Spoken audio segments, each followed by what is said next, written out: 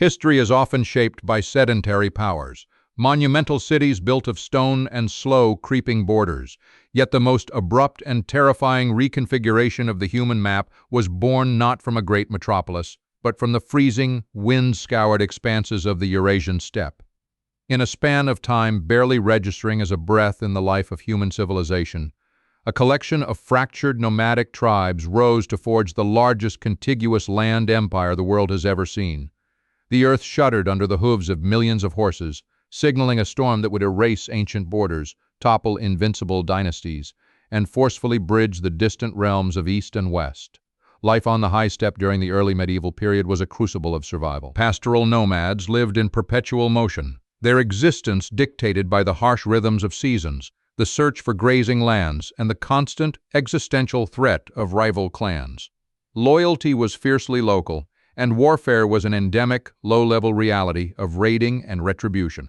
There was no grand architecture, no centralized state, and no indication that these disparate horsemen possessed the capacity to look beyond the horizon of their immediate survival. They were a people forged by an unforgiving environment, possessing unparalleled stamina and martial skill, yet lacking the singular vision required to project that power outward. This fragmented reality was irrevocably shattered by the ascent of a single, visionary leader in the late 12th century. Born Temujin, a man who endured enslavement, exile, and the brutal murder of his father, he navigated the treacherous politics of the steppe with a ruthless, calculating genius. Through a combination of magnetic charisma, strategic alliances, and uncompromising brutality toward his enemies, he systematically subjugated the rival tribes. In the year 1206, a Grand Council recognized his supreme authority, bestowing upon him a title that would echo through eternity as a synonym for both conquest and terror. He became Genghis Khan, the universal ruler. The newly unified Mongol war machine was an instrument of unprecedented tactical sophistication. Unlike the peasant levies of agrarian societies, every Mongol male was a lifelong warrior, trained from childhood to ride and shoot with lethal precision.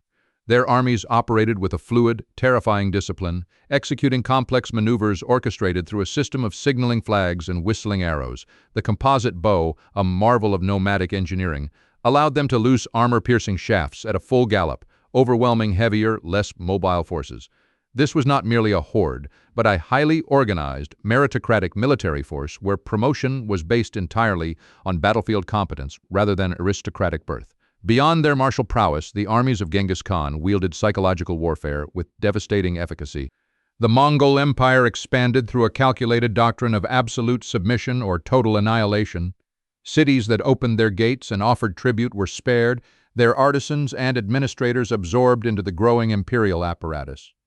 Those who resisted faced catastrophic retribution. The deliberate, highly publicized razing of defiant cities served as a horrific warning to neighboring kingdoms, ensuring that many formidable fortresses surrendered long before the first Mongol horsemen appeared on the horizon. The outward explosion of this nomadic superpower rapidly dismantled the established geopolitical order. Pushing south and east, the conquerors breached the monumental defenses of northern China, bringing the Jin dynasty to its knees. Pivoting westward, they unleashed their fury upon the Khwarezmian Empire in Central Asia and Persia. The destruction of this Islamic powerhouse was absolute, characterized by sieges of unprecedented scale and the diversion of entire rivers to wash away defiant citadels. The sheer velocity of these conquests left the sedentary world paralyzed, unable to comprehend or counter a force that seemingly struck from everywhere at once.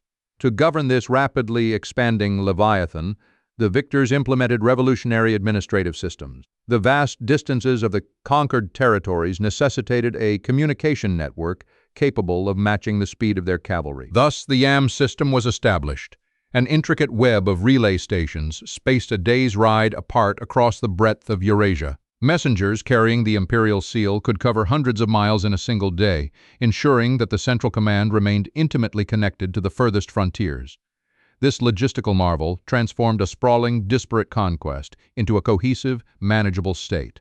The 13th century was fundamentally redefined by this sudden concentration of global power. Previous empires had dominated distinct regional spheres, separated by vast, uncrossable expanses of unknown territory. The nomadic conquests violently erased these buffer zones, forcing distinct civilizations into direct, often traumatic contact. For the first time in human history, a single political entity dictated the fate of the Pacific coast, the Russian steppes, and the borders of the Middle East simultaneously. The world shrank, bound together by the terrifying gravity of a central Asian authority. From the ashes of initial conquest emerged an era of profound, unexpected stability known as the Pax Mongolica. Having pacified a continent, the new administration imposed a draconian but effective peace across their domain. Banditry was virtually eradicated, and local conflicts were suppressed under the overwhelming threat of imperial intervention.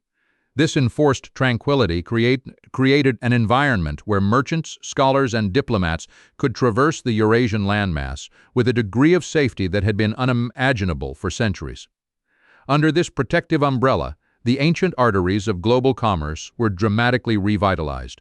The Silk Road, which had fractured under the weight of regional conflicts and shifting borders, was seamlessly reconnected under a single imperial jurisdiction. Caravans laden with silk, spices, and precious metals flowed freely from the markets of Hangzhou to the ports of the Black Sea. The overlords, recognizing the immense wealth generated by taxation and tolls, actively sponsored this transcontinental trade, building infrastructure and offering financial backing to merchant guilds.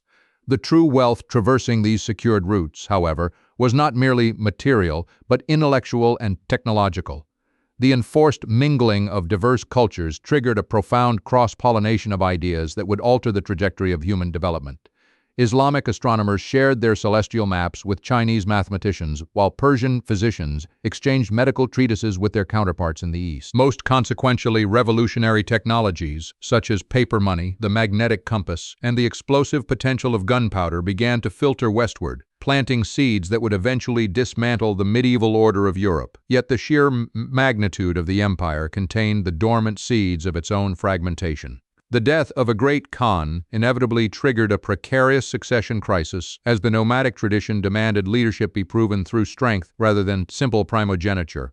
While the immediate successors of the founder managed to hold the vast enterprise together, the administrative burden of ruling such disparate cultures soon required decentralization. The unified realm gradually partitioned into four massive, semi-independent khanates, each adopting the political and cultural complexions of the sedentary populations they governed. In the west, the Golden Horde cast a long, oppressive shadow over the principalities of Rus and Eastern Europe, operating from their capital on the Volga River. These lords did not directly occupy the Russian cities, but instead demanded crippling tribute and absolute political subservience. This prolonged isolation from Western Europe deeply influenced the development of the Russian state, centralizing power in the hands of those princes willing to act as tax collectors for their nomadic overlords. The legacy of this subjugation would permanently shape the autocratic nature of future Russian empire. Simultaneously, the Ilkhanate established dominion over Persia and the Middle East, culminating in a catastrophic blow to the Islamic Golden Age.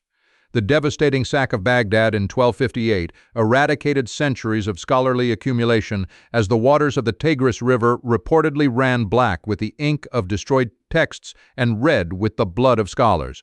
Yet the conquerors eventually assimilated, converting to Islam and becoming great patrons of Persian art, architecture, and science, demonstrating a remarkable capacity to absorb the cultural sophistication of their vanquished foes. The most magnificent transformation occurred in the East, where Kublai Khan completed the conquest of the Song dynasty and established the Yuan dynasty in China, relocating the imperial capital to modern-day Beijing. Kublai sought to legitimize his rule through the adoption of traditional Chinese imperial mandates. This was the pinnacle of territorial acquisition, a moment where a descendant of a nomadic chieftain sat upon the dragon throne, commanding the wealth and vast bureaucratic machinery of the world's most populous civilization. The administration of this eastern dominion required a delicate, often fraught balancing act. The new emperors maintained their nomadic identity and elite military status while simultaneously utilizing Confucian scholars to manage the sprawling agrarian economy. This period saw massive public works projects, including the expansion of the Grand Canal and a flourishing of theater and arts.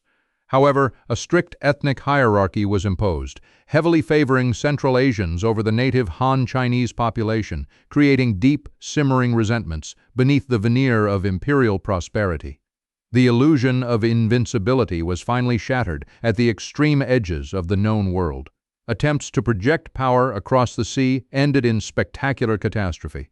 Two massive invasion fleets dispatched to subjugate Japan were obliterated by sudden, violent typhoons, legendary storms the Japanese revered as the divine wind. Similarly, campaigns into the dense, tropical jungles of Southeast Asia floundered against guerrilla tactics and unfamiliar diseases. These logistical overreaches exposed the geographical limits of a military machine designed for the open plains. As the expansion halted, internal cohesion rapidly deteriorated. The four great khanates, separated by vast distances and diverging cultural identities, increasingly viewed one another not as brethren, but as geopolitical rivals.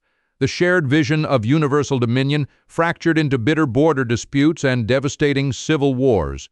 The Yam system, once the nervous system of a unified giant, decayed as the central authority in China lost its grip over the Western domains. The empire was tearing itself apart from within. This political fragmentation was catastrophically accelerated by an unseen enemy traveling along the very trade routes that had been so carefully cultivated. The interconnectedness of the era provided a perfect conduit for a biological nightmare. Originating in the east, the devastating pathogen of the Black Death hitchhiked on merchant caravans and supply trains, sweeping westward with terrifying speed. The ensuing pandemic decimated populations across Asia, the Middle East, and Europe, fundamentally altering demographic structures and societal norms on a global scale. The demographic collapse triggered by the plague dismantled the economic foundations of the nomadic superpowers. Depopulated cities could no longer pay tribute, and the intricate networks of transcontinental trade ground to a halt. The massive armies required to maintain control over restive populations could not be sustained in the face of widespread famine and economic ruin. The enforced peace evaporated, replaced by localized rebellions and a desperate scramble for diminishing resources. In China, the mandate of heaven finally slipped from the grasp of the conquerors.